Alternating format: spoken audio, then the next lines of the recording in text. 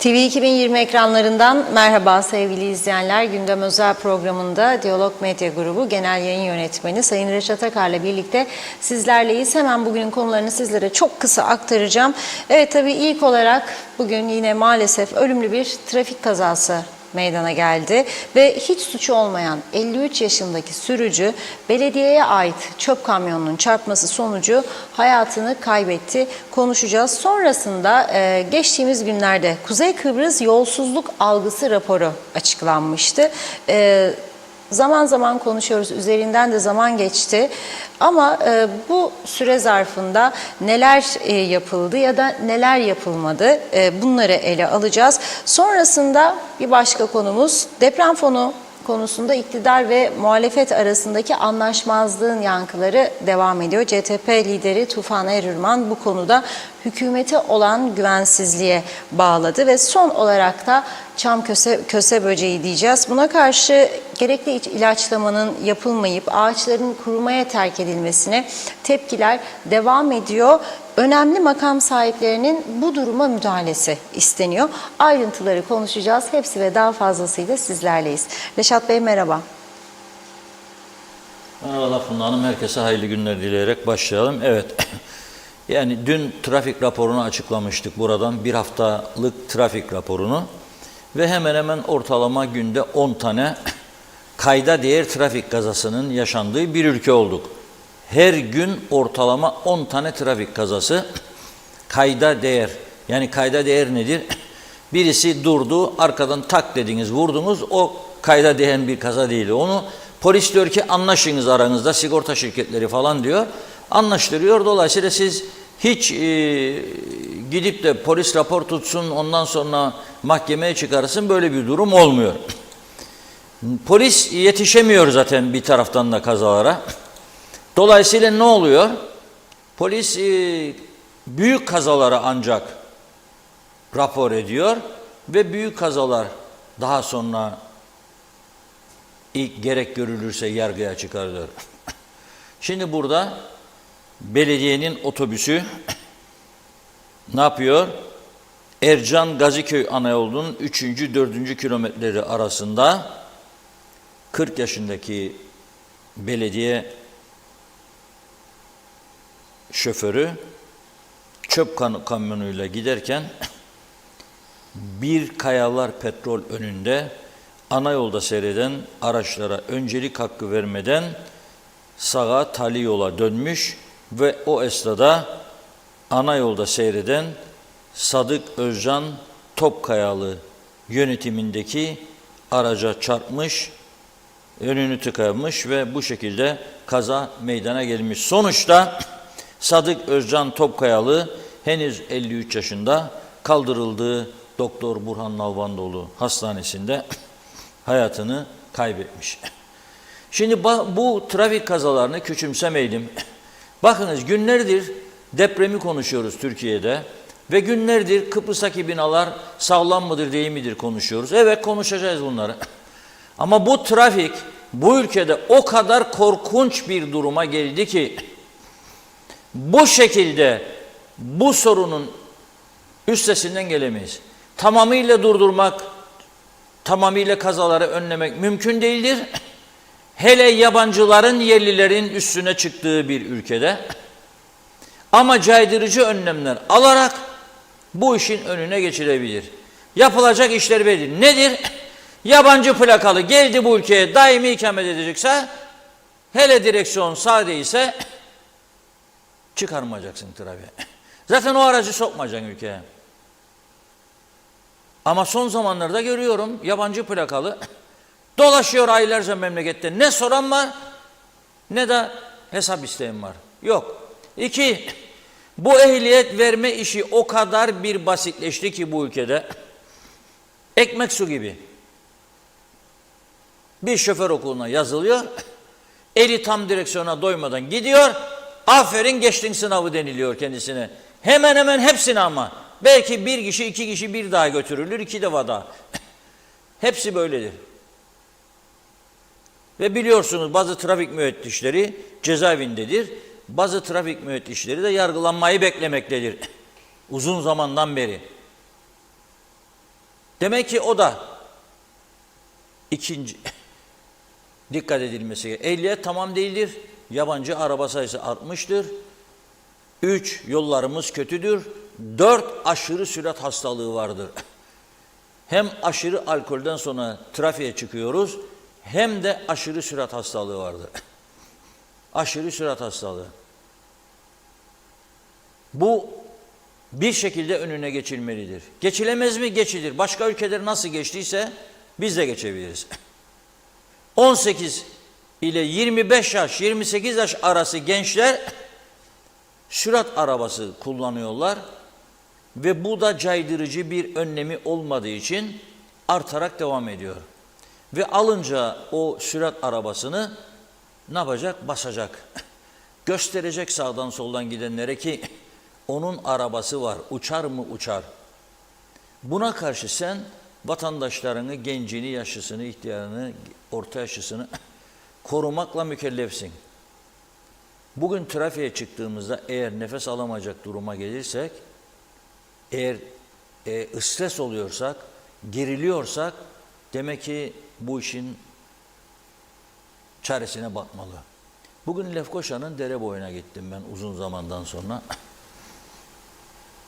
Orada gözlerimle gördüm. Bir mağaza sahibi de kendisiyle sohbet ederken söyledim kendisine. Bak dedim bir tane Efe geçiyor. Efe nasıl gümbürdü diyor arabayı. Egzozlar çifte çifte. Ve o yolda, dere boyunda kafe dolu, restoran dolu, insanlar kafasını dinleyecek, çocuklarıyla güneşli havada gezecek, oturacak, bir kahve içecek, bir yemek yiyecek. O bana gösterecek ki arabası öyledir. Ve lastikler cayır cayır. Çocuk çıksa önüne senin, analar elinden tutarak çocuklarını yürütse ne fark eder? Anayı da beraber götürür. Onun için bu işin çaresi cezadır, cezadır, cezadır. Ama meclisin derdi başka. Sen dediydin de ben dediydim. Sen yapacaktın da yapmadın da ben gelirsem ben yapacağım da bilmem ne. Ya bir trafikle ilgili çürümüş, kokmuş, eskimiş bir yasayı bu arkadaşlar değiştirmiyor inatla. İnatla. Ölümlü trafik kazası yargıcın önüne geliyor. Bakıyor yargıç. Alkollü müydü? Alkollü 4 kat. Yasal limitin 4 kat. 3 kat fazlası. Alkollü. Süratli miydi? Süratli. Dikkatsiz miydi? Dikkatsiz. Öldürdü mü? Öldürdü. Ama avukatı suçlu olanın başlar. Daha sonra sıralamaya. Efendim işte çok üzgünüydü. Eşinden yeni ayrılmıştı. Ya bilmem ne olduydu da ondan dolayı kendini içkiye verdi de fark etmedi çıktı. Eğer siz buna uzun süreli bir ceza verirseniz çocuğu ortada kalacak ya ailesi annesine ekmek alırdı, süt alırdı da alamayacak falan filan. Mecburdur yargı. Hafifletici nedenleri de değerlendirir. Adama verir 4,5-5 sene hapislik. Bitti. Giden can 53 yaşında 83'e kadar yaşasa 30 yılını sen adamın kestin attın. Mezara attın adamı 30 yıl daha yaşama şansı varken veya 35 yıl. Ne olacak? Bu arkadaşlar maalesef kusura bakmasınlar meclis görevini yapmıyor ve milletvekilleri yeminlerine sadık değildirler. Bu ülkeyi güçlendireceklerine, sahip çıkacaklarına ve halkın refahı ve mutluluğu için çalışacaklarına dair verdikleri yeminler demek ki tamam değildir. Geçersizdir bu yeminler. Nitekim öyle insanlar var size yemin billah eder de bilirsiniz ki o şu o değildir. Yemin çok önemli. Ben önem veririm. Neden yemin? Yani aslında elini Kur'an'a bastığında yemin, yalana yemin ettiğin bir şey olacaksın meselesi değildir bu iş. Yemin kendine olan güveni ve yapacaklarını dışa yansıtmaktır. Sana güveni sağlamaktır. Yemin ederim vallahi billahi bunu yapmadım veyahut da yemin ederim ki senin için bunu yaptım. O zaman dersin ki yahu yalan olsa emin etmez dersin. Şimdi o da kalmadı. Kur'an'a basarlar mecliste ellerini yemin ederler ama yapmazlar. Hadi gösterin bana halk için yaptıklarınızı göreyim. Kıbrıs Türk halkının refahı ve mutluluğu için yaptıklarınızı gösterin. Ayağa kalkıp alkışlayayım sizi. Ne var?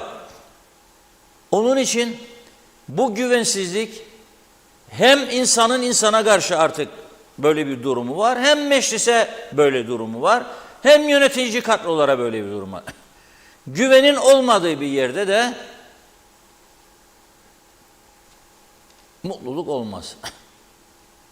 Yani ben vatandaşların neden güvenmediğini siyasete şimdi, neden siyasetin yerlerde süründüğünü çok daha iyi anlıyorum bu olaylara baktıkça. Ve kişilerin kişilere karşı da. Sen de bakın onun yemin ettiğine der. Neler çevirdi o der. Onu da gördükçe daha da güvensizlik başlar.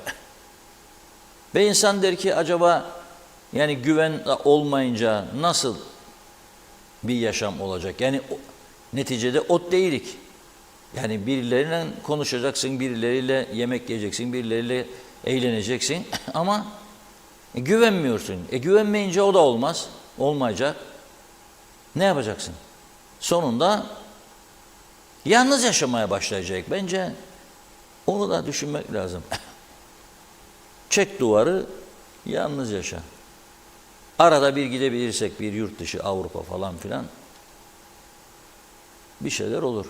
Ama bu konuda ben trafik konusunda gerçekten hükümetlerin, gelmiş geçmiş hükümetlerin ve parlamentoların görevlerini yapmadıklarını görüyorum ve bir vatandaş olarak üzülüyorum, onlara tepkimi dile getiriyorum. Görevlerini yapmıyorlar.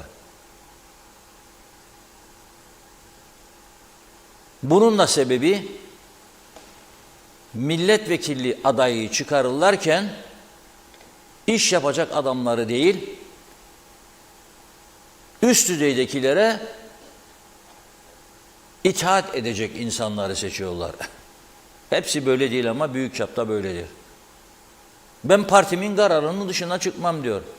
Senin partin eğer böyle bir ölümlü olaylarda bile kılını oynatmıyorsa senin halka karşı sorumluluğun vardır. Çıkıp diyeceksin ki bugünkü bu meclis birleşimini bitirmeyeceğiz burada. Ara verelim, geçelim komiteyi toplayalım şu anda. Değiştirelim bu yasayı. Ve yapacaksınız bunu. Budur. Bir avuçluk memlekette aslında 1-2 hafta içinde yasaları düzeltip ondan sonra hiç meclise gitmese bu arkadaşlar olur. Hiç. Bakın İzlanda'da öyleymiş. Görüşecek konu olmadığı için meclis toplanmıyor artık o ülkelerde. Burada da böyledir. Nedir haftada 2 gün toplanıyorlarmış göstermelik? O da birbirlerini yerden yere vurmanın dışında bir şey yok. Bir de televizyon götürüyorlar, oraya koyuyorlar devletin televizyonu. Ve biz de 230 milyon senede ödüyoruz. Devletin televizyonu var. 3 kanal hem de. 3 kanal. Öteki kanallar da bulacak, TÜRSAT'a para da ödeyecek. İçinden çıkamaz durumda şimdi. Ama ben diyorum ki bu trafik kazaları her gün yorulduk ya artık. Polisin her hafta yaptığı denetimlerde dün açıkladım rakamları. Her hafta 25, 30, 35 yaralı. Bu insanlar birçoğu inanın tedavide olamıyor. 6 ay hastanede yatanlar var, 3 ay yatanlar var. 2-3 defa ayağı kırıldıysa hastaneye gidip 2-3 defa ameliyat olan var. Ayak yerine tam oturmadı, kolu yerine tam oturmadı diye. Yani onun için küçümsenecek bir olay değil. Alacaksa bak kaynak arıyorsunuz deprem fonu için. Koyacaksın arkadaşım, koyacaksın. Üzerine koyacaksın. Bütün Avrupalılardan akıllı değilik biz burada. Çok gerilerdeyik. Adamlar ne yaptı? 18 yaş, 25 yaş mesela sürat arabası 10 misli fiyat sigortası. 25-28 8 misli. O zaman korkuyor alsın sürat arabasını. Bizi de tam tersi Sigortalar caydırıcı olmadığı için ve devletin diğer caydırıcı kararları almaması nedeniyle 18, 20, 22 yaşında sürat arabası aldı. Bu olacak iş değil yani. Alınca da ne yapacak? Sürecek. Sürecek.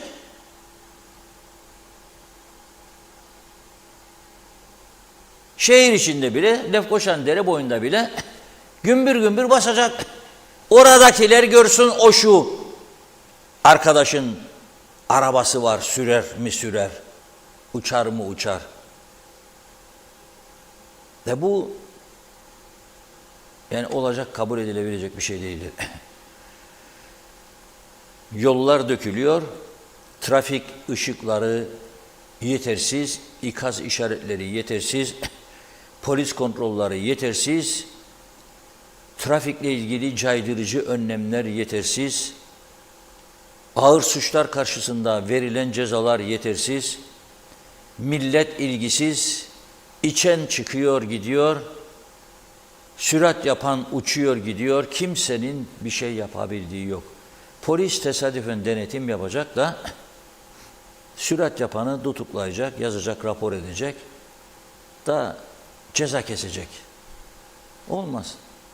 Yani bu şekilde bir uygulamayla biz bu işi götüremeyiz. Ben bugün bu kazada hayatını kaybeden Sadık Özcan Topkayalı'ya ve ailesi Topkayalı'ya Allah'tan rahmet diliyorum, ailesine başsağlığı diliyorum ama bu işin peşini bırakmayacağız. Bu işin peşini bırakmayacağız, bırakmamamız lazım. %1 kesinti olacak deprem fonuna diye mahkeme kapılarını aşındıran sendikacı arkadaşlar ve ekonomik örgütler, size de sesleniyorum burada. Bugün Berlin fuarındadır turizmciler. Alman turist getireceklermiş. Hangi ülkeye getireceksin sen o turistleri? Yolda yürürken üzerlerine çıkıyorlar adamların, vurup vurup öldürüyorlar. Ne kadar güvenli bir ülkeye turist davet ediyorsunuz gidip 100 binlerce euro harcıyorsunuz bu fuarlar için. Yok stand kuruyorsunuz, yok turizmcilere teşvik veriyorsunuz gitsinler, uçak bileti şu bu. Birçok insanı en lüks otellerde misafir ediyorsunuz bu batmış devlet bütçesiyle. Ama sen o tarafta güven vermiyorsun. Senin vatandaşın yola çıkmaktan korkuyor ya. Dalga mı geçersiniz bana? Hepimiz yola çıkmaktan korkuyoruz. Ama bu trafik konusu üstünde hiç kimse durmuyor. Ne mecliste, ne başka bir konuda. Ne de örgütler, ne ekonomik örgütler, ne sendikalar. Hep paramı ya derdimiz %1 kestiydin, kesmezdin, sana gösterin boyunun ölçüsünü, dokunaman maaşıma. Yok açlık sınırı buydu, sen bu kadın altında verdin de bunu da artır da yokmazsan bilmem ne yapacağım. Fazla mesaileri ödemedin. Hademeyi oradan oraya aldırdın, grev koyuyorum. Ya yapacaksanız başka eylem yapın ama bu kadar hayati meselelerde de gösterin kendinizi, biraz görelim. Neticede ödenekli memursunuz hepiniz. Ama olmuyor. Yani üzgünüm, olmuyor. Bu trafik kazalarının üzerinde ciddiyetle durmaya devam edeceğiz. Trafik kazanı önleme derneği var. Başkanı devamlı konuşur eder. Olmaz. Olmaz, öyle bir şey olmuyor yani. Onların konuşmasıyla da olmuyor. Ciddi eyleme ihtiyaç var. Ciddi eyleme ihtiyaç var.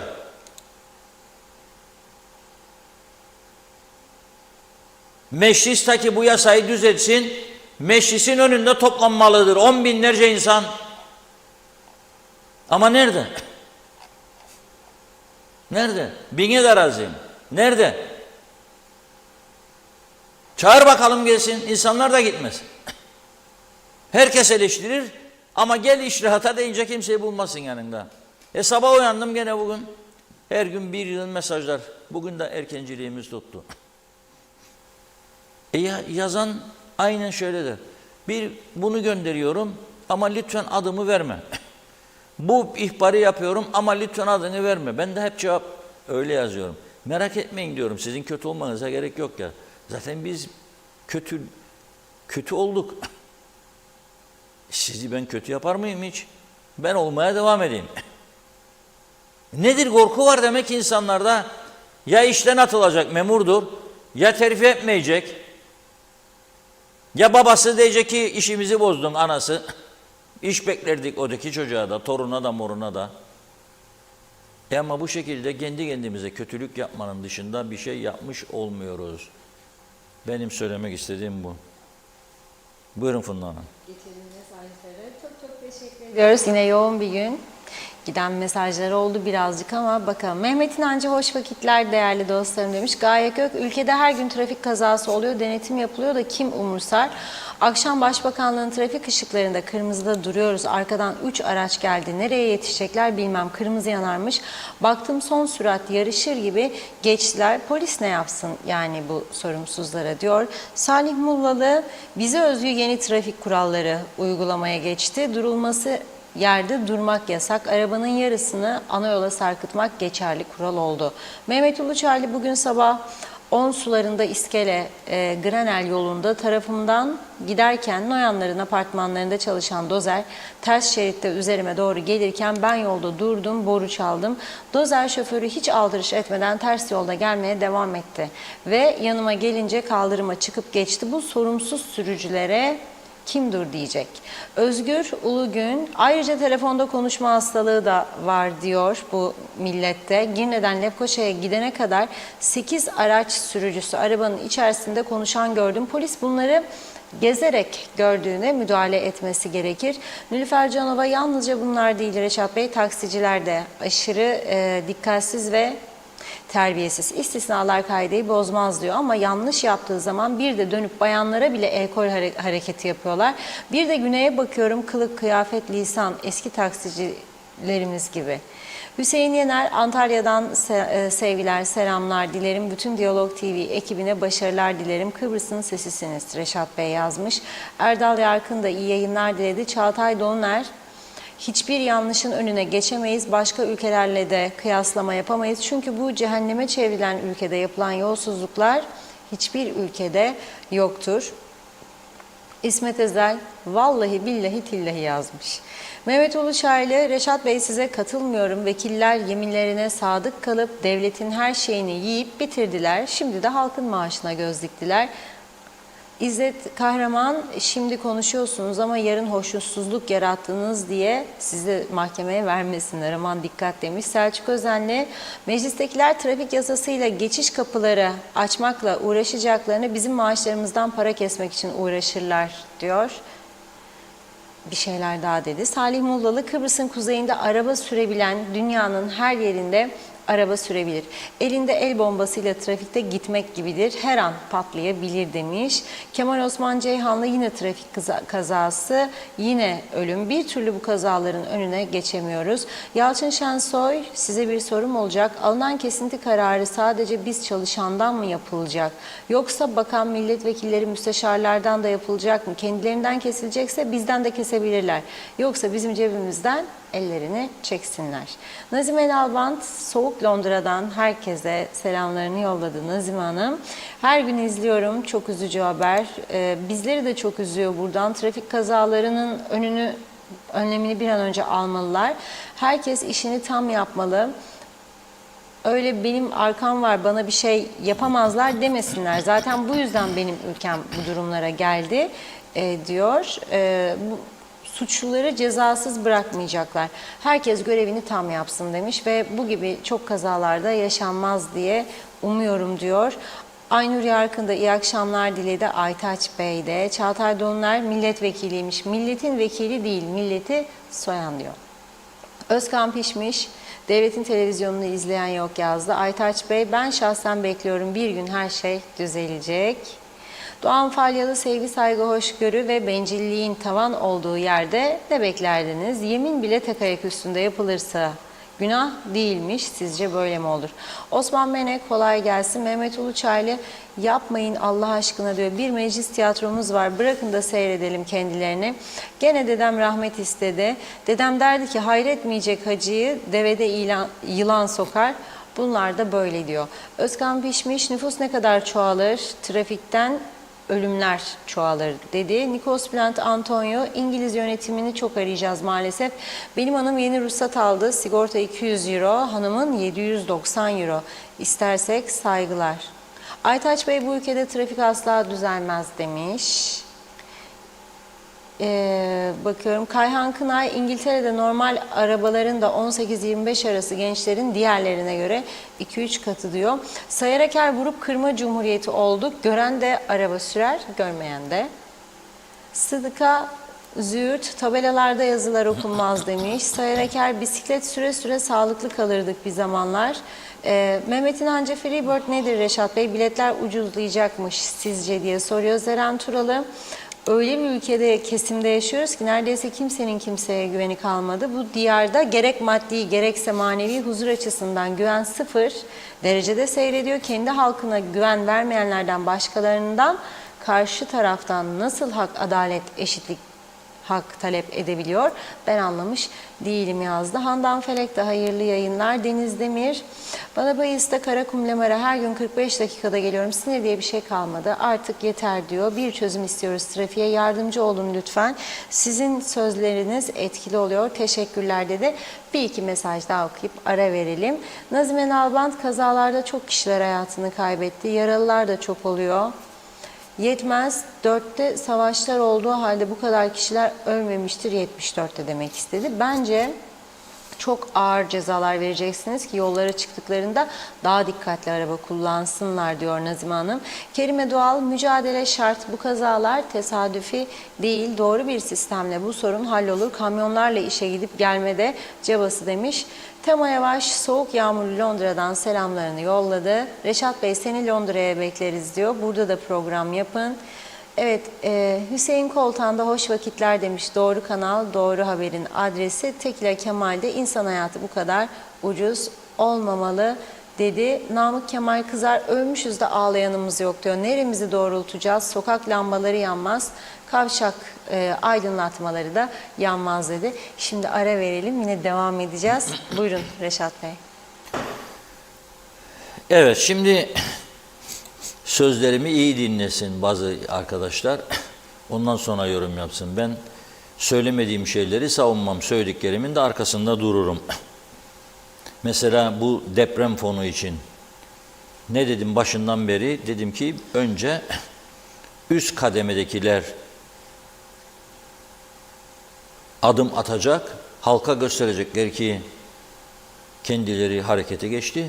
Mesela şimdi Taşkınköy sosyal konutlarını konuşuyorlar. Bilim adamları incelemişler ve Lefkoşa'nın Taşkınköy bölgesindeki sosyal konutların depreme karşı dayanıklı olmadıklarını söylemişler. Ve halk orada endişe içindeymiş. Bir kısmı evini boşaltmış. Demek ki gidecek başka ev vardı, gitti. Ama bir kısmı gidecek yer olmadığı için gidemedi. Şimdi nasıl bu insanlara yer yapıp gösterecekler? Böyle bir rapor var ortada. Devletin görevi nedir? Eğer böyle bir rapor varsa, eğer gerçekten depreme dayanıklı değilse o binalar, başka yer göstermek zorundadır vatandaşına. Neyle yapacak bunu? Bütçe yaratması lazım. Bütçe için de bazı önlemler alması lazım. Nedir alacağı önlemler? Mesela işte dediğim gibi üst düzeydekiler ki iyi maaş alırlar, bir süre maaşlarının bir kısmını bağışlayacaklar. Siyasi partilere yapılan yardımlar kesilecek. Ama bunlar kalktı %10 kesinti yaptı. %10. Daha büyük bir kesinti yapabilirlerdi. Çünkü neticede korona bitti. Koronanın arkasından Ukrayna Savaşı ve o devam ederken deprem. Ve Kıbrıs'a yönelik de olası bir deprem durumu. Önlem alması lazım. Tedbir alması lazım. Neyle? Nasıl? Şimdi mecliste bir ad hoc komite kurdular. O komitenin kurulduğu gün ben buradan demiştim ki daha öncekiler gibi hiçbir işe yaramayacak, boşuna zaman harcayacaklar, sonuç alamayacaklar. Nitekim öyle oldu. Şimdi Tuvan Hoca diyor ki bugün CTP Genel Başkanı Tuvan Erırman, hükümetin ad hoc komiteden çekilmesine anlam verememiş hükümet diyor. Gerek bizim gerekse sendikalar ve ekonomik örgütlerin söylediği ise nettir diyor. Türkiye'deki depremin yaralarının sarılmasına yönelik katkılar ve ülkemizde deprem riski karşısında yapılması gereken hazırlıklar için yapılacak kaynak şu unsurlardan oluşmalı diyor. Bu Erhürman'ın görüşü. 1. Maliyenin tasarrufları. 2. Bu olağan dışı durum karşısında bütçede öngörülen gelirlerden bu konu için ayrılacak kaynağa aktarılacak miktar. 3. Yapılacak bağışlar. 4. Lüks tüketim için konulacak ek vergiler. Peki bu kaynak nasıl yönetilmeli? Hükümete duyulan güvensizlik karşısında bununla ilgili olarak 2 unsur öne çıkıyor diyor. 1. Kaynağı hükümet tek başına yönetmemeli, muhalefet, ekonomik örgütler ve sendikalar da yönetim ve söz sahibi olmalı. 2. Kaynağın kullanımının denetlenebilir olması için yasada gider kalemleri de açık bir şekilde belirtilmelidir. Ad hoc komitede bunlar hem bizler hem de ekonomik örgütler ve sendikalar tarafından dile getirildiği halde ne oldu diyor. Hazırlanan yasa önerisinde tasarruf yok. Gelirlerden aktarılan miktar dikkate değmeyecek kadar azdır diyor. Bağış yerine zorunluluk var diyor. Lüks tüketimden de vergi yok. Peki diyor, yönetim kaynağı yönetecek birimde kimlerin yer alacağını Bakanlar Kurulu belirleyecek. Gider kalemlerinde de gider öngörüsü yok diyor. Şimdi yani demek istiyor ki yeni düşünülen önlemlerde de maaş kesintisi gene öngörülüyor. Çünkü daha önce yasa gücünde kararnameyi alın size yasa demek istiyor. Hükümet öyle yapacak demek istiyor. Halbuki biz lüks tüketimi önerdik diyor. Oraya ek vergiler konsun ve bütçede tasarrufa gidilsin. Bütçede tasarruf ne olabilir? Dün bunu konuşmuştuk. Bazı makamların akaryakıt giderleri çok artırıldı 2023 bütçesinde. Onların bütçeni yarı yarıya kesebilirlerdi. Siyasi partilere %10 yerine 50'ye çıkarabilirlerdi. 64 milyonluk bir bütçe söz konusu siyasi partilere. Yarısını kestiğinizde 32 milyon hazır orada para var. 32 milyon hazır para var. Çünkü iddiaya göre daha bu benim söylediğim Taşkınköy sosyal konutlarının yenilenmesi için yani yeni ev yapımı onun gibi böyle bir proje yok yani o ayrı. Diğer düşünülen meseleler için 1 milyar 500 bin TL 1 milyar 500 bin Türk lirası isterlermiş. Bir de düşünün siz bu Taşkınköy gibi daha nereleri çıkacak bakalım. Sosyal konut olduğu için bastı gittiler zamanında. Nerelerde ne sorunlar çıkacak? Bunlar için kaynak nerede? Nasıl bunu insanlara ev yapacaksınız? Nerelere götüreceksiniz? Nasıl bu insanlar hayat bulacak gittiği yeni yerde? Bunların önemli bir kaynağa ihtiyaç duyulduğunu gösteren belirtilerdi. Bunları bakarak, bu raporlara bakarak ve gözümüzün önünde olanları değerlendirerek önemli miktarda kaynağa ihtiyaç duyulacağı kesindir. O zaman bu uzlaşı mecliste sağlanmalıydı ve gerçekten aynı fikirdeyim. 1 yukarıdakiler, 2 lüks tüketim vergilendirilmeliydi. Ayrı vergi. Yabancıya mülk satışlarında bir miktar ekstra vergi, lüks tüketim, sürat arabaları koyacaksın. 160 bin sterlin verdim diye övünür bazıları bu arabaya. Duyuyorum bazıları 250-300 bin sterlinlik araba getiriyormuş. Özel şeyler istermiş içinde olsun. Kataloglarda olmayan özellikler. Veriyorsa 300 bin sterlini 30 da verecek ek vergi parası devlet için. O fona girecek ama. Verirse 160 verecek 1600 daha ekstra. Bu memleket yaşanmaz. Almayacaksın sen de o zaman.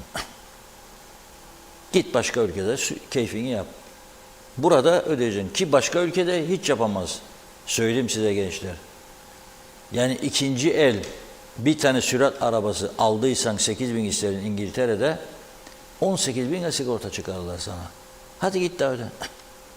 Ödeyemezsin zaten. Yıllıktan bahsederim yani. O yüzden yapması lazım. Ben asgari ücretli adamdan kesinti yapın demedim ya 11 bin, 12 bin, 13 bin alandan. Burada bunu hiç savunmadım. Savunmam da zaten. O kadar çok imkanı varken toplayabilecek, toplar ama sonra bazı konulara bakarım tabii. Şimdi onlara girmem. Çok yüksek alanlardan bir miktar kesinti yaparım.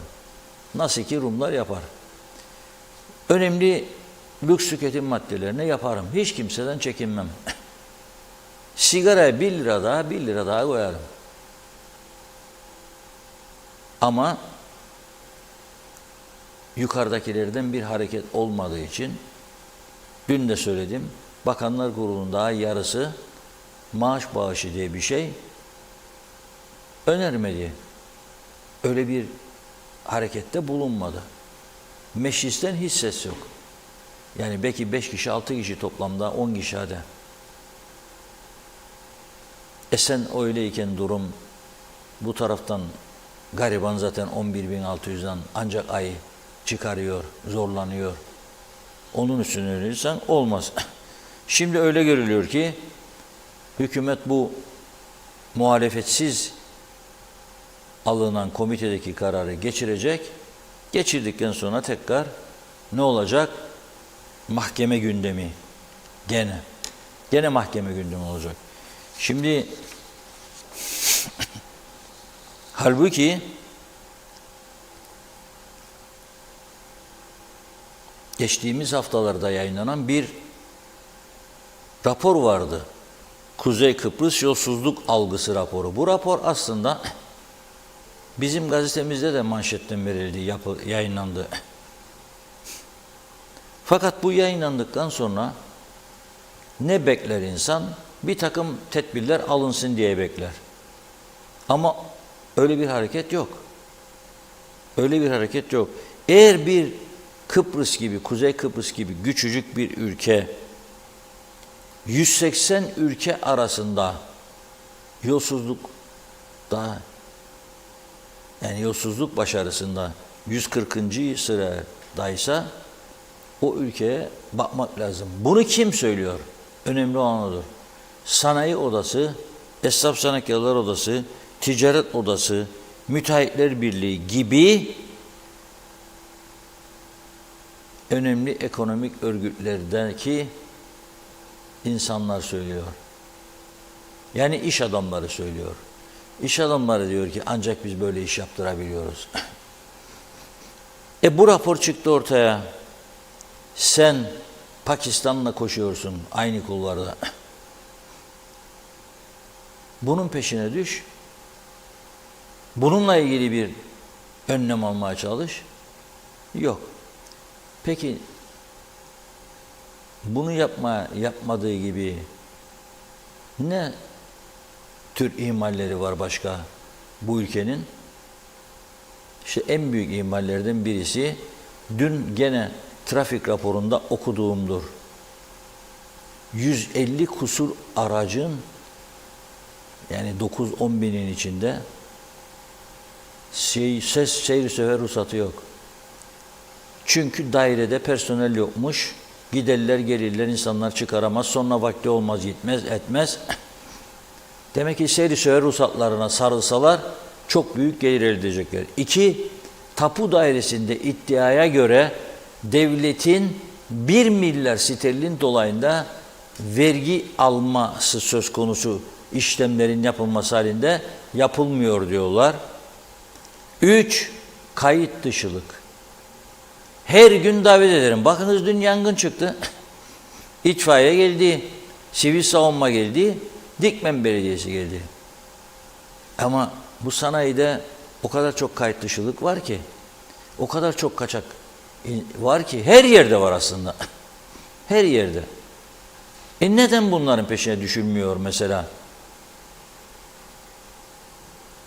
Yani devletin ihmalleri gittikçe artıyor, arttıkça da mali kriz derinleşiyor.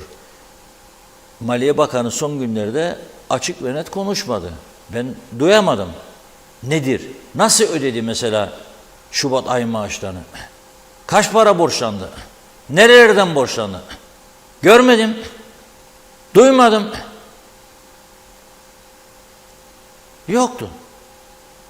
Bilmemiz lazım bunu. Şeffaflık lazım. Ve siz bu kadar çok %40-45 kayıt dışılık olduğunu siz söylüyorsunuz. Da siz bunların hiç olmasa yarısını kayıt altına alamıyorsanız burada bir ciddi yönetim zafiyeti var demektir. Ben o yüzden diyorum ki birileri bu işe el atmalı. Sorgulamalı. Bu rapor burada duramaz. Bu rapor burada açıklandığı şekliyle kalmamalıdır. Birileri bunun üzerine gidip genişletmelidir. Nitekim geçen hafta İçişleri Bakanlığı eski müsteşarı Sayın Fındık'la ilgili duruşmada İSKEM Müdürü'nün ifşaatlarını gündeme getirmiştik. Burada biz okuduk size. Dönen dolapları okuduk. 110.000 İstel'in rüşvet aldıklarını açıklıyor adam mahkemede. Bu Kuzey Kıbrıs'ta eskiden bunlar yoktu. Kuzey Kıbrıs'ta eskiden biz bunları hiç konuşmazdık. Öyleyse neden değiştiğimize bakmamız lazım. Ne oluyor da değişiyoruz? Hele şimdi böylesi bir dönemde deprem fonu yaratacağız. İhtiyaçlar bir ortaya çıkıyor. Adamların merdiveni yokmuş. Yani yüksek binalara yetişecek merdiven yok. 1 milyon dolar bir merdiven alamıyorlar. Niçin para yok? O kaynağı sen yaratmak zorundasın. O kaynağı yaratmak zorundasın. Şimdi CTP bu komiteden çekildi. Ama çekilmekle sorumluluğunun bittiği anlamı çıkmaz bundan. Madem ki lüks tüketim diyorsun, vergilendirilmesi lazım. Bunu da detaylandırmak lazım. Mesela nereden? Yapın bir öneri, getirin meclise yarın. Siz da reddetsin onlar bakalım.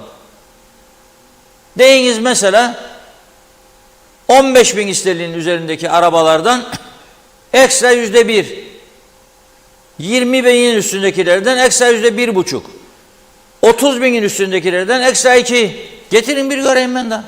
Vatandaş görsün, rahatlasın.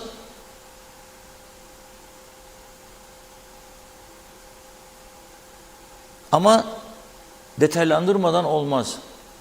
Yani hükümete güvenilmez diyor Tuvan Hoca. Halk güvenmiyor diyor hükümete. Ama muhalefet de görevini yapması lazım. Yani bu lüks tüketim mesela nedir? Bir çağrı yapsınlar. Evet, siyasi partilerin giderleri var ve devlet katkısı önemlidir onlar için. Ama madem ki herkes kessin düşüncesindeyiz, %50'si gidecek. Resmi hizmet araçlarının satışını yıllardır söylüyoruz, satılması lazım diye. Hani ben meclise bakarım, bir milletvekili de çıksın desin ki ya bu kadar araba bizim gibi küçük bir ülkede 4.000-5.000 tane resmi hizmet aracı. Bu bizim boyutumuzu çok aşar. Ne münasebet. Desinler ki kaldırdık. Ya bakanlar çok meraklı. Zaten bazı insanlar sırf o siyah Mercedes'in arka koltuğunda gidip gelsin diye bakan olmak ister. Hadi verdin onlara. Ama diğer resmi hizmet araçlarını çekmesi lazım. Çekip satışa çıkarması lazım. Açık artırmayla bütün devlet araçları satılmalıdır. Güney Kıbrıs'ta niçin yoktur? Yani biz onlardan zengin miyiz yani? Anlamadım ben. Biz onlardan zengin miyiz yani? Onlar da polisin, itfaiyenin araçları devletin. Anladım. Bizde her bakanlığın çok sayıda aracı var. Ne yapıyorlar bu araçları? Hepimiz de biliyoruz ki bunların bir kısmı Daha doğrusu büyük bir kısmı özel maksatlar için kullanılır. Üst kademe ödeyicisidir. Sayın Bakanım der, biz de bir araba alalım, eve gidip gelelim. Al kardeşim der. Alır arabayı, gider gelir. O zaman da tabii bu arabaları satmazlar. Ben de buradan satın diye devamlı söylüyorum. Ama günü gelecek satacaklar. Mecburen. Çok uzun değildir. Çok uzun değildir. Ne zaman ki borçlanma imkanına kalkacak ortadan, bankalardan maaş ödeyebilmek için o zaman bir şeyler yapacaklar. Zaten satacak başka bir şeyleri yok. Yani desem ki Rumlardan kalan manastırları satacaklar ya, tarihi eserleri, onlar da çöktü. Çoğu alan dünyada da para harcaması lazım. Neyi satacaklar? Satacak bir şey kalmadı. Resmi hizmet araçlarını elden çıkarırlarsa sadece akaryakıt, bakım, onarım, ruhsat, sigorta paralarıyla açık ve net söylüyorum, ihtiyaçların hepsini karşılarlar. O kadar basittir bu iş.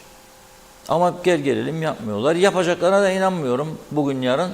Ama yapıncaya kadar da onlar bize söylemeye devam edeceğiz. Devlet olduk diyorlar. Devletin resmi hizmet aracı olması olur mu? Olur ya. Olur tabii. Neden güneyde yoktur da sende var? Sen ondan daha mı zenginsin? Nasıl gidecek denetleme yapsın adam diyor. Kendi arabasıyla. Hareket edeceğinde amiri bakar arabanın üzerindeki kilometreye, döndükten sonra bakar, aradaki farkı foruma yazar, hesaplamasını yapar, bir maliye formasını ve aybaşı yakıt parası çıkar.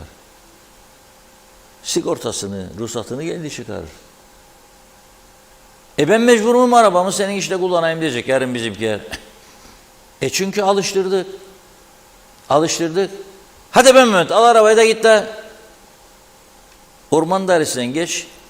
Biraz odun kestiler bana, götür bizim eve. Şömineye inek. Doldururlar resmi hizmet aracının bagajını götürürler. Çok işlere böyle. Da biz de ödeyeceğiz bunu. Da sen de diyeceksin ki bana işte deprem fonu için para ihtiyacım var. Varsa kaynak orada. Buyurun. Buyurun alın tedbirlerinizi çıkarın. Niye almıyorsunuz yani? Meclisin bu deprem fonuyla ilgili bence daha ciddi tartışmalara yönelmesi lazım.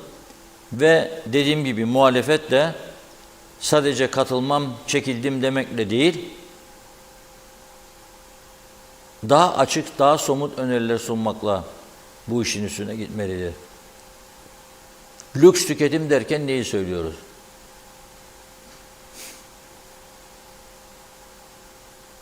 Araba lüks tüketime girer mi, girmez mi? Altın girer mi, girmez mi?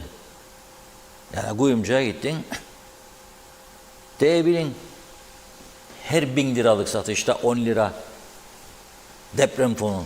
Yahu yapılabilecek çok şey var aslında. Niyet olması lazım.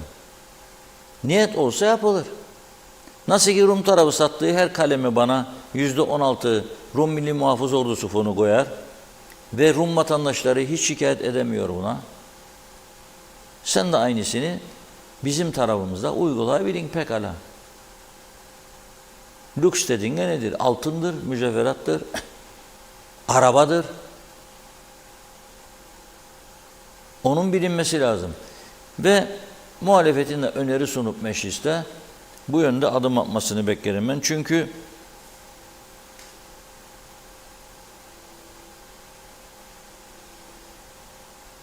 maliyenin tasarruf var diyor. İşte benim bunu detaylandırması lazım.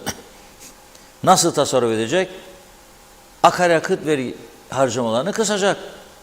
Cumhurbaşkanı bağıracak kendilerine ya meclis başkanı. Nedir ya bizim yakıt paramızı kıstınız diyecekler. Kısacak çaresi yok. Başbakanlık, bakanlıklar hepsinin yakıt masrafları kısılması lazım. Evet Tunla Hanım. Evet. Devam edelim. Devam edelim. Hızlıca kaldığımız yerden başlayalım sevgili izleyenler. Doğan Falyalı bir şeyler söyleyip dert yanmak istedi. Aldığı cevap onu şok etti. Gücün kadar varsın, şimdi sen burada oyuncu değilsin, figüran bir dublörsün. Adam dilini ısırdı bu cevap karşısında. Söylediğine, söyleyeceğine bin pişman oldu. Ama son olarak böyle başa böyle tıraş. Kim haklı, kim haksız? İzzet Kahraman Ersan Saner nerede diyor. Kuzey Kıbrıs serbest bölge olacak demişti. UBP zihniyetinden ne beklersiniz demiş. Zeliha Adaman iyi yayınlar. Salih Mullalı yeni hava yollarımız herkese hayırlı olsun. Mustafa Seyit Ali bunları cevap verdi Reşat Bey. Yanlış anlamışsınız. Ramazan Deniz diyor ki Reşat abim bunlar anlamazlarsa sen para ver dersen seni duyarlar koşarak gelirler diyor. Çağatay Donner, insan hayatının bu kadar ucuz olduğu başka bir ülkeye yoktur demiş Türkiye'den sonra. Evet, bildirim geldi. Evet, Hüseyin Boşnak Londra'dan selamlar dilemiş. İzzet Kahraman 74 yılında burada hiç elektrik olmadı. Şimdi 2023 yılına geldi. Elektrik konuşuyoruz. Peki kim bunun suçlusu? Celal Harun Şifa Harun'un mesajını aktarıyor. Mutlu akşamlar. Bir gün daha biterken akşamınız güzel, yaşamınız huzurlu. Hüzünleriniz uzak, sevdikleriniz yakınınızda olması, yüzlerinizin gülmesi, sözlerinizin sevgi dolu olması dileklerimle hayırlı mutlu akşamlar diledi. Nazime Nalbant Gündem Özel'i çok severiz. Doğru haberin adresi diyor. Reşat Bey iyi ki vardı da demiş. İyi ki varsınız. Doğruları hep bizlerle paylaşıyorsunuz. Kolay gelsin dedi. Nazime Hanım çok çok teşekkür ediyoruz. Evet. Arif Mustafa Cüce de iyi yayınlar yazmış. Mehmet Uluçaylı bir arkadaşımız ki yasaları iyi tahlil eden biri sosyal medyada şöyle yazdı. Maaşlardan kesinti yasallaştıktan sonra 15 gün içinde maaş aldığınız kuruma yazılı başvurup kesinti yapılmaması veya belli sürelerde kesilmesi için başvuru yapabilirsiniz diye yazdı.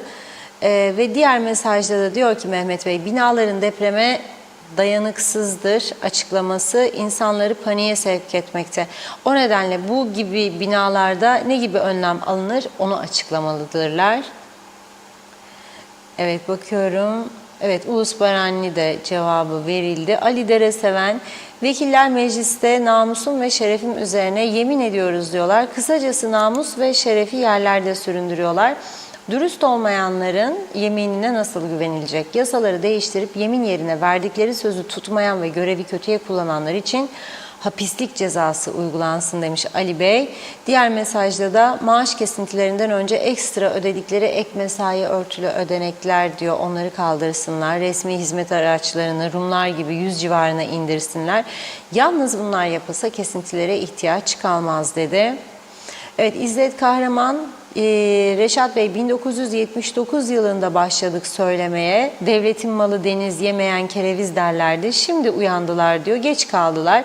Zengin olan çok var. Bir bakan var diyor. Rolex saati var. Haraç verdim dermiş. Ne oldu diyor bunlar. Ne oldu acaba? Sayar Aker 30 senelik devlet olduk, bir para makinesi bile bulamadık. Halk hakikaten sorgulanmalı yazmış. Mustafa Gürsoy, hükümet eğer tasarruf yapmak isterse önce gereksiz yerleri açtı, temsilcilikleri kapatsın. Üçlü kararnamelerle atamaları durdursun.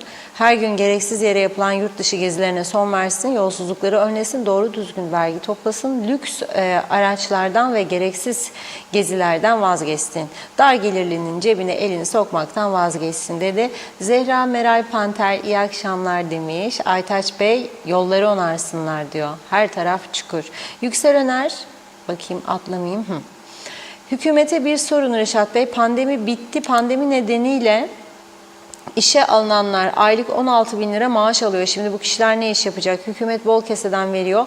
3 ayda bir merdiven alınırdı boşa giden paralarla. Ekmek elden, su Türkiye'den ama hiç düşünen yok. Halk bıktı, usandı bu iş bilmezliklerden. Saygılar. Mehmet Bulduk. Arabamın seyir seferi 1669 liradan 2023 yılı aynı araba 3100 lira olmuş. Yollar çukur, sokaklarımız yanmaz. Nereye gider bu paralar? Tabii ki maaşlara hizmet yok.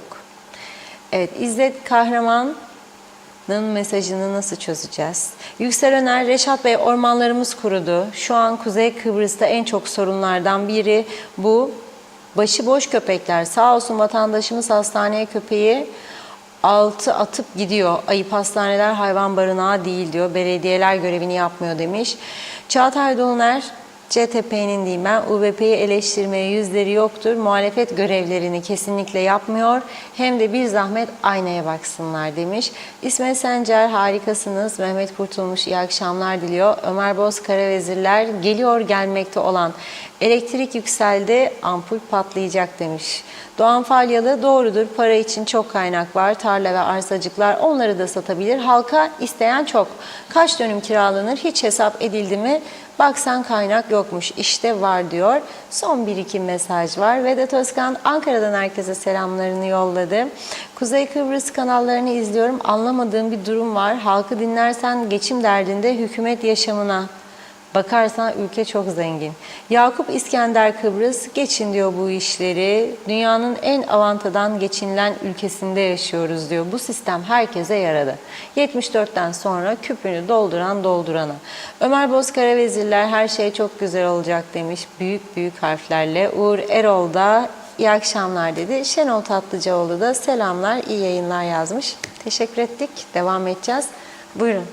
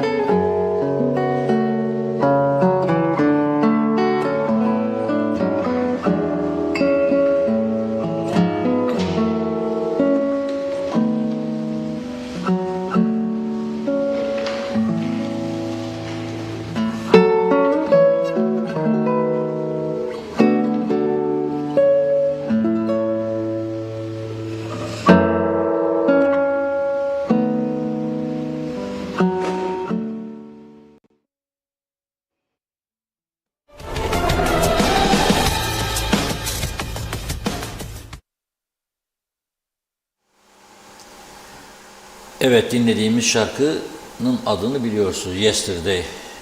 Yani öyle çok hareketli parçalar yerine içinde bulunduğumuz bu süreçte daha ağır şarkılar dinlemeyi tercih ediyor, dinletmeyi tercih ediyor size. Şimdi biz dedik ki bir ülkede güven meselesini söyledik. Yani vatandaş eğer yönetimine güvenirse, hükümetine, o zaman seve seve her türlü katkıyı yapar. Zaten bu deprem meselesinde de halk koştu yardım yapmaya ama daha da fazla olabilirdi. Bazı sorunlar var. Mesela birileri çıksa, öncülük yapsa, halk koşa koşa gidecek. Güvendiği bir kurum yapsa mesela bu bağış kampanyası. Ama bazıları şu kıskanacak. Onlar da çamur atmaya çalışacak, moral bozacak. Adamlar girdiğine gireceğine bu işe pişman olacak. Ama öte tarafta da sorunlar duruyor. İşte biraz önce söyledim. Şimdi bu Taşkınköy sosyal konutlar diyor, depreme dayanıklı değil. Ve siz o evde oturuyorsunuz. Ha deprem bugün olacak diye bir şey yok yani. 3 ay sonra, 6 ay sonra, 3 yıl sonra, 5 yıl sonra. Ama nasıl oturursunuz? Hiçbir şey olmayacakmış gibi. Sosyal devlet anlayışı burada kendini gösterir. Ne yapar? Vatandaşını daha güvenli yerlere götürür. Zaten o Taşkınköy sosyal konutların altından da dere yatağa geçer, yanından hemen. Yani riskli bölgeler olduğu zaten dere yatağı üzerinde olan yerler hepsi birinci riskli bölgelerdir. Türkiye'deki uzmanları dinliyorum ben de. Özellikle bu depremde zarar gören yerler öncelikle dere yataklarının üzerinde. Bizimkiler de tabii çok akıllı ve zeki olduğu için yıllarca dere yataklarının üzerine inşaat izni verdiler. Bile bile, göz göre göre verdiler.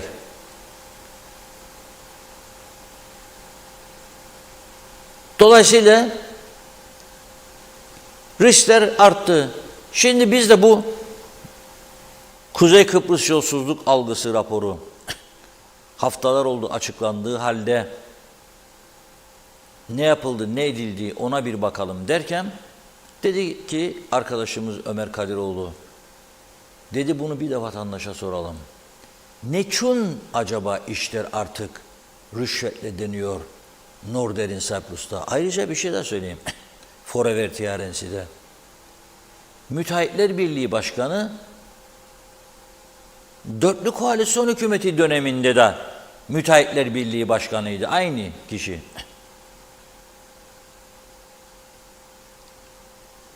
İhaleler konusunda gittiler, dönemin Maliye Bakanı'nı ziyaret ettiler.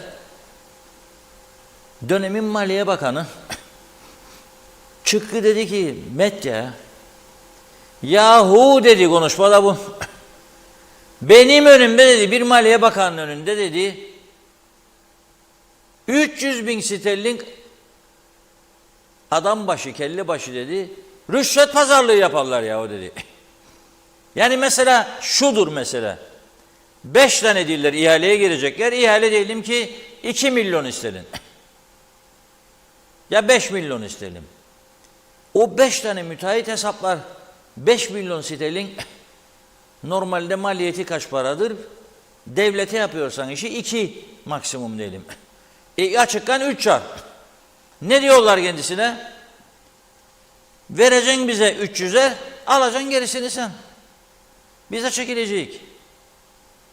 Ya bu kadar basit mi ya? O Kıbrıs gibi bir küçücük ülkede o alacak ihaleyi, ona den sen al 300-400'ü bize ver, 300'ü 500-600 de sana kalırsa sana kalsın.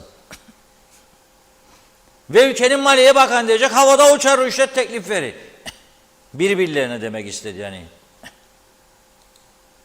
Ben o zaman da sordum, şimdi de sordum. Siz ne yaptınız acep? Duyduğunuzda bunu.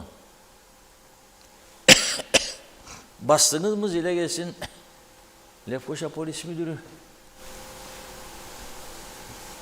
veya başsavcı? Basamazdınız. Basamazdınız. Olmaz çünkü. Yaratılan düzen artık böyle oldu. Bakalım vatandaşlarımız ne diyor. İş adamları rüşvet vererek iş yaptırdıklarını söylediler. Nasıl karşılarsınız bu durumu? Doğru değil bence. Yani dürüst olması lazım herkesin. Sizce neden artmıştır rüşvet? Bu memlekette alışkanlık haline geldi de onun için. Rüşvet mi? Evet. Rüşvet vermeden herkes hiçbir işini yapamıyor. Peki düzelir mi sizce bu durum? Vallahi ne bileyim, çok karmaşa oldu. Yani her ülkeden buraya insanlar geldi. Her ülkeden şeyler geldi. Onun için biraz zor. Nasıl bir yönetim olursa düzelir? Şeffaf olması lazım. Yani düzelebilmesi için şeffaf olması lazım. Yönetimin şeffaf. Evet, yönetimin şeffaf olması lazım. Olacağını tahmin ederim. Mutlaka var bir şeyler. Olacak var ya diye düşünürüm. Tabii, var diye düşünüyorum ben yani. Rüşvet her ülkede de var. Düzeleceğini tahmin etmiyorum. Yani öyle şekilde devam edeceğini diye düşünüyorum yani. Nasıl bir yönetim olursa düzelir? Vallahi ümidim yok. Yolsuzluk olmayan ülke var mı şimdi hiç? Hepsinde var. Tabii iyi bir lider gelirse olur. Nasıl bir lider? İyi bir lider yani tabii ülkeyi yöneten. Şeffaflık Evet. olması lazım. Başbakan, cumhurbaşkanı gelirse bunlar yürür. İyi Olur. bir yönetimle çözülebilir. İyi bir yönetimden çözülebilir tabii. Bunlar büyük bir rezalettir. Büyük bir rezalet. Yani bizi idare etmek için seçilen bu kişilerin bu işlerle bu şekilde uğraşması ne dürüstlüğe sığar, ne insanlığa sığar, ne adalete sığar. Ama şimdi bunlar denizdeki bir avuç su gibidir bunlar. Sizce neden arttı rüşvet olayları Kıbrıs'ta? Burada karakter söz konusudur. Dolayısıyla zenginleşme istekleridir. Çünkü biraz para geçince eline insanların, bazılarının işte ne kadar daha çok zenginleşebilirim, ne kadar çok daha yiyebilirim diyor. Yerler doymazlar diyor. Doyumsuzluktur bunlar. Peki sizce düzelir mi bu yolsuzluk olayları? Bu Nasıl bir yönetim gelirse düzelir? bu yolsuzluk olayları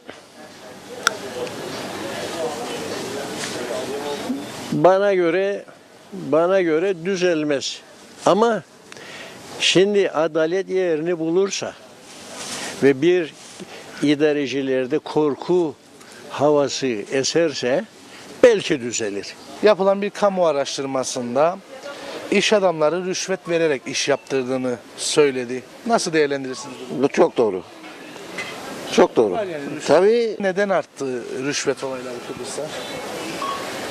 devlet yok, hükümet yok. Başka nereye bağlayacağım bunu? O yüzden arttı. Tabii devlet yani ilgilerin yok. Düzelir mi? Düzen yok. Düzelir mi peki? Hiç inanmıyorum. Bu memleket düzelmedikten sonra bu rüşvet olayları da hiçbir zaman bitmez. Maalesef rüşvetsiz de bir şey bu memlekette dönmüyor artık. Neden acaba? Bir kere şey yok. Yani bir idare yok. Doğru dürüst bir hükümet yok. Yani ilgilenilsin bunlarla başa çıkılsın yok. Kimse ilgilenmiyor. Yalan söylemezse bence inanılacak bir şey. Sizce var mı rüşvet? Bence var. Sizce neden artmıştır rüşvet olayları Kıbrıs'ta? Bu kültür meselesidir. Ailenizden aldığınız kültür, babanızdan, annenizden, aile içindeki kendi kültürden en önemli budur, faktör budur. İkincisi sizin toplum içinde yetiştirilirken toplumdan aldığınız bazı algılar. Üçüncüsü ekonomik durum. Dördüncüsü gelecek kaygısıyla ilgili olarak ben ne olacağım kaygısını yaşayan insanlar da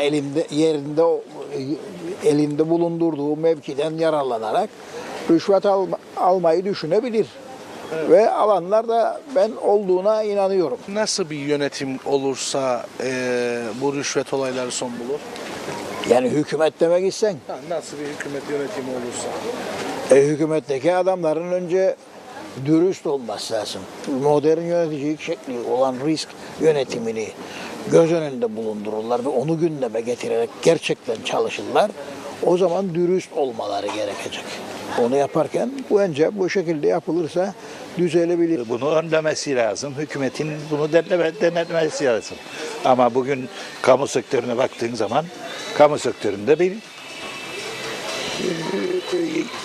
geçmişten gelen bir şey var. Yani adamını bulursan iş yaptırın. Tanıdığın yoksa iş olmaz. Nasıl önlenebilir sizce? Bunun denetlemeyle nasıl önlenebilir? Yani birbirini denetleyen silsile hiyerarşi olması lazım. Yani ben devlet yetkisini kullanırken denetlenmeyeceğim rahatlığı içinde kullanmaman lazım. Yani kamunun menfaatini ön planda tutman lazım değil mi? Evet. Tutamazsan, tutmuyorsan, kendi şahsi ihbalin için zaten bugün baktığın zaman devlet dairelerindeki mevki sahibi insanların partizan olduğu kesin. UVP geldi, UVP'yi adamlarını getirir.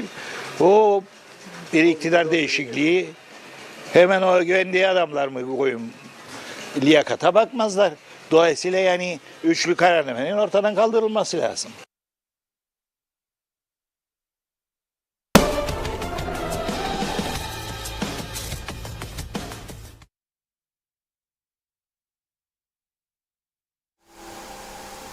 Evet, vatandaşlar,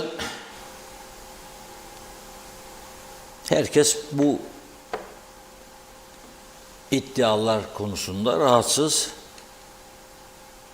düzelmesini istiyor ama düzelmek için de tabii esas halkın kendisinin düzelmesi lazım. Yani daha düzgün yönetimleri ister olması lazım, istekli olması lazım. Ona göre ortam yaratması lazım. Neyse zaten çok seçim yaptığımız için yıllarca, yani bir yılda 3 tane 4 tane başbakan değiştiren bir Forever Northern Cyprus, Kuzey Kıbrıs yapabileceği çok bir şey yoktur. Şimdi önümüzdeki süreçte artık Birleşmiş Milletler buraya şimdi özel temsilci gönderiyor. Müzakerelerin yeniden başlamasıyla ilgili nabız yoklama. Yeni Rum lideri Christodoulidis bu ay içerisinde Brüksel'e gidiyor. Liderler zirvesi var. Orada Avrupa Birliği'nin de Kıbrıs konusunda aktif rol almaya davet edeceği söyleniyor. Yani sadece Birleşmiş Milletler gözetiminde yürütülen müzakereler yerine BM ve AB gözetiminde yürütülen müzakereler, yani oraya kaydırmak istiyorlar. Çünkü Avrupa Birliği'nin normları Rumların savunduğu tezleri karşılıyor. Yani Kıbrıs meselesinin önümüzdeki süreçte gerçekten tekrar canlanacağına ben inanıyorum. Konjektür uygundur diye. Deprem meselesi yüzünden Yunanistan ve Türkiye arasındaki yakınlaşma bunu gündeme getirecek diyorum. Ama biz tabii Rumların her gün manşetlerinde bu konular yer alırken bizim gündemimizde ne vardır? Çam kese böceği. Ormanlık ağaçlar kurudu. Dün size bu görüntüleri aktarmıştık. Karmi ile Sentileron arası. Bugün Tufan Erhürman'la paylaştı. Bütçede yokmuş yeri. Doktor Bülent Dizdarlı'nın da bir paylaşımını okudum. Birkaç haftadır diyor, özellikle çevreci arkadaşların sosyal medya üzerinden feryatlarını okuyor. Bir şeyler olmasını bekliyoruz. Ama pek olacak gibi değil diyor. Üstelik bir yangından sonra bile bazı çam ağaçlarının filiz atma ihtimali varken çam kese böceği saldırısına uğrayan bir ağacın böyle bir şansı olmadığını bile bile diyor. İşin ilginç yanı nedir biliyor musunuz? Güneyde de durum çok farklı değil. Larnaka bölgesine gidenler görmüştür. Yol boyunca koca koca ağaçlar kurumuş vaziyette. Resmen orada da bir doğa katliamı var. Adamız bu gidişte oksijen kaynağının çoğunu kaybedecek. Bir şeyler yapmak gerek. Bence görev artık Cumhurbaşkanı'nda diyor. hemen muhatabına konuyu açmalı ve birlikte ilgili komiteleri devreye sokmalıdırlar. Belli ki birlikte bilgi paylaşımı ve mücadele yapılmazsa Kıbrıs kaybedecek. Hemen ekleyeyim. Rum basınında geçen hafta okudum. Hem havadan hem de karadan ilaçlama yapılması konusunda karar aldı Güney Kıbrıs. Bugünlerde bekliyorlar. Hava şartlarına göre galiba uygulamaya koyuyorlar bunu. Onlar önümüzdeki günlerde başlayacaklar. Belki de bugün başlamışlardır, bilemem. Ama bizde ne zaman? Sonbaharda deniliyor. Daha yaz gelecek, sonbahar.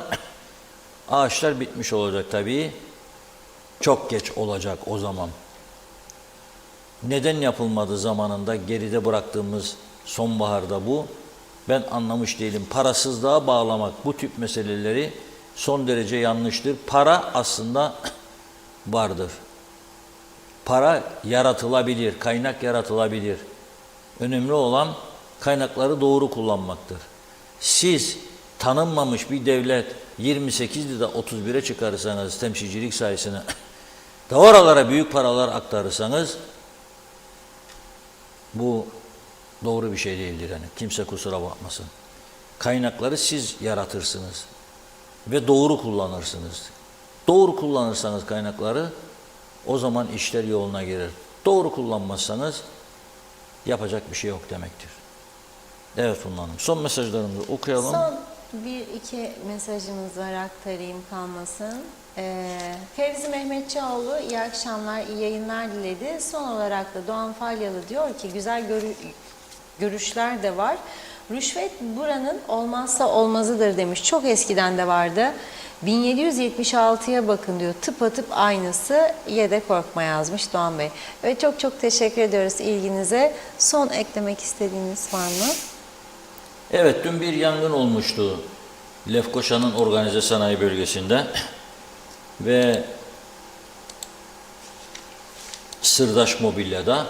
Bugün polis bu yangınla ilgili 2 kişiyi tutukladı. Bahsetmedik programımızın girişinde. Kıvılcım neden olmuş? Düşünün siz, dikkatsizlik neler yaratabilir? Kıvılcım, orada bir iş yapıyorlardı herhalde. O kıvılcımlar, zaten ambarda da yanıcı madde çok, sünger var, kumaşlar var. Ne oluyor? Bunlar ateşleniyor ve yangın meydana geliyor. Koca bir tesis gördüğünüz gibi dün alevler içindeydi. Bırakın onu, bütün Lefkoşa zehirlendi. Bütün Lefkoşa sanayi saatlerce elektriksiz kaldı. Çok masraf oldu, çok sıkıntı yaşandı bölgede. İtfaiye, sivil savunma, Dikmen Belediyesi çok zorlandı müdahale konusunda ve sonunda söndürdüler iyi ki, ama zarar büyük tabii ki. 2 kişi de o kıvılcım çıkaran kişiler bugün polis tarafından tutuklanmış. Bakalım mahkemeye çıkarılacaklar ve mahkemede ne konuşacaklarını yine sizlerle paylaşacağız. Bugünlük bu kadar. Yarın gündem özele bir tatil verelim diye düşünüyoruz. Bir günlük bir ara verelim. Sonra yeniden birlikte olacağız tabii ki. Evet, biz de çok teşekkür ediyoruz değerli yorumlarınız için ve programımızı burada noktalıyoruz sevgili izleyenler. Yeniden görüşünceye dek hoşça kalın.